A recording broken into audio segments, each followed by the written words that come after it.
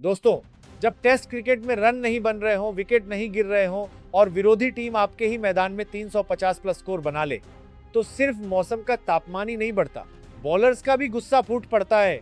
पहले टेस्ट के दूसरे दिन जबरदस्त ड्रामा और कंट्रोवर्सी।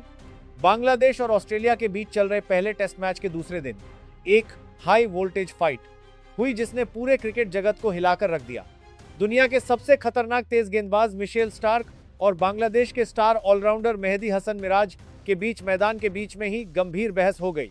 स्टार्क इतने गुस्से में आ गए कि उन्होंने मेहदी पर गुस्से से चिल्लाया, गेट द विकेट। लेकिन मेहदी हसन मिराज भी 1 इंच भी पीछे हटने को तैयार नहीं हुए और जवाब में स्टार्क के चेहरे पर उंगली उठाई। आखिर ऐसा क्या हुआ कि एक 145 kmh की स्पीड से बॉलिंग करने वाले बॉलर मिचेल स्टार्क को गुस्सा आ गया? ऑन फील्ड अंपायरों को बीच में क्यों आना पड़ा? और क्या बांग्लादेश की बड़ी लीड ऑस्ट्रेलिया की फ्रस्ट्रेशन की सबसे बड़ी वजह बन गई है?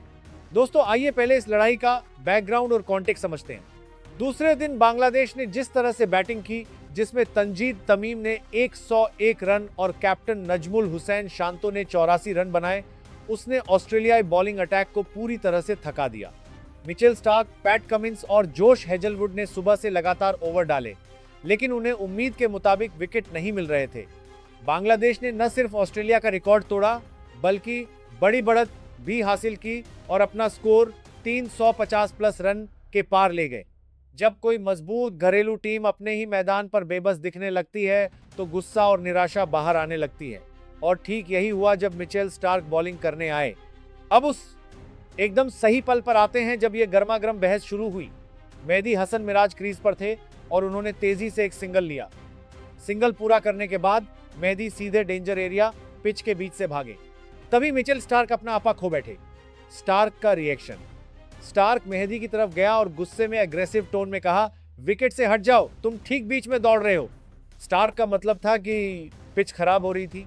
मेहदी का काउंटर अटैक, मेहदी हसन मिराज ने कोई डर नहीं दिखाया और तुरंत स्टार्क को जवाब दिया। उसने हाथ से इशारा किया और कहा कि वह बस अपनी नेचुरल रनिंग लाइन को फॉलो कर रहा था और स्टार्क से बचने के लिए उसने अपना रास्ता नहीं बदला था। मामला बढ़ता गया। उनकी आवाजें इतनी तेज हो गईं कि स्लिप कॉर्डन और दूसरे फील्डर पास आने लगे। स्टार्क मेहदी के काफी करीब आ गया था और माहौल बहुत टेंशन वाला हो गया। दोनों खिलाड़ियों के बीच तीखी बातें हुई और सिचुएशन इतनी गर्म हो गई कि मेन अंपायर को तुरंत दखल देना पड़ा, उन्हें अलग करना पड़ा और दोनों खिलाड़ियों को वार्निंग देनी पड़ी। दोस्तों, एक क्रिकेट एक्सपर्ट के तौर पर मैं आपको एक बात बताता हूं, यह टेस्ट क्रिकेट की सबसे बड़ी खूबसूरती है।